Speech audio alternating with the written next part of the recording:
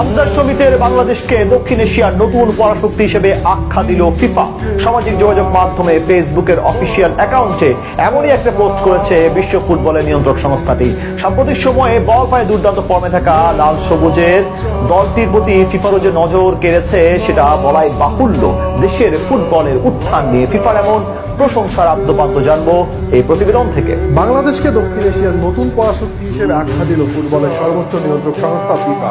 সামাজিক যোগাযোগ মাধ্যম ফেসবুকে এক পোস্টে বিশ্ব ফুটবলের এই নিয়ন্ত্রক সংস্থা এমন মন্তব্য করেছে। ফিফার পক্ষ থেকে বাংলাদেশকে দক্ষিণ এশিয়ার নতুন পরাশক্তি হিসেবে আখ্যা দেওয়া কেবল একটি ফেসবুক পোস্টই নয়, বরং এটি বিশ্ব ফুটবলে লাল সবুজের পুনর্জাগরণের এক দাপ্তরিক স্বীকৃতি। দীর্ঘকাল ধরে দক্ষিণ এশিয়ার ফুটবলে আধিপত্য বিস্তার করা দলগুলোর কাতারে বাংলাদেশের এই নাটকীয় উত্থান অবশ্য একদিনে ঘটেন। এর পেছনে রয়েছে সুদূর প্রসারী পরিকল্পনা, প্রবাসে বেড়ে ওঠা বাংলাদেশি বংশোদ্ভূত ফুটবলারদের সঠিকভাবে পরিচর্যা এবং মাঠের ফুটবলে অদম্য মানসিকতার প্রতিফলন। বিশেষ করে সাম্প্রতিক সময়ে এশিয়ান কাপ ফুটবলের বাছাই পর্বে চিরপ্রতিদ্বন্দ্বী ভারতকে 1-0 বলে হারিয়ে দেওয়া ছিল বাংলাদেশের ফুটবলের জন্য এক নতুন দিগন্তের সূচনা। এই জয় কেবল 3 পয়েন্টের মধ্যেই সীমাবদ্ধ নয়, বরং এটি বিশ্বকে জানান দেয় বাংলার বাঘেরা এখন স্বীকার করতে শিখে গেছে। এই পরিবর্তনের মূল কারিগর হিসেবে কাজ করেছে বাংলাদেশের প্রবাসী ফুটবলারদের নবজাগরণ।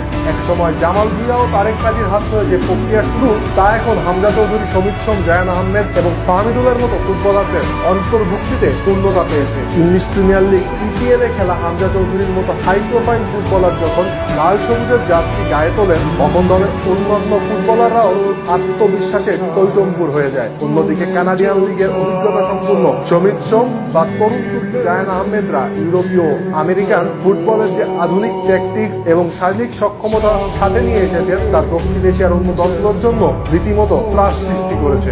মাঠের পারফরমেন্সের দিকে তাকালে দেখা যায় বাংলাদেশ এখন আর কেবল রক্ষণাত্মক ফুটবল খেলে কোনো মতে ড্র করার লক্ষ্য নিয়ে মাঠে নামে না, বরং নেপালের মতো কঠিন প্রতিপক্ষের বিপক্ষে 2-2 গোলে ড্র কিংবা হংকং এর মতো শক্তিশালী এশিয়ান পরাশক্তির বিরুদ্ধে 1-1 সমতায় শেষ করা প্রমাণ করে যে প্রতিকূল পরিস্থিতিতেও লড়াই করার সক্ষমতা পেয়ে গেছে এই দলটি। এছাড়া মালদ্বীপ ও ভুটানের বিপক্ষে দাপুটে জয়গুলো ছিল বাংলাদেশের আধিপত্যের চূড়ান্ত প্রমাণ। আর ফিফার নজর কেড়েছে মূলত বাংলাদেশের এই ধারাবাহিকতা এবং বড় দলগুলোর বিপক্ষে চোখে চোখ রেখে লড়াই করার মানসিকতা। ফুটবলে আধুনিক কোচিং মেথড এবং প্রবাসী স্থানীয় খেলোয়াড়দের দুর্দান্ত রসায়ন বাংলাদেশকে টেকনিক্যালি অনেক বেশি সমৃদ্ধ করেছে।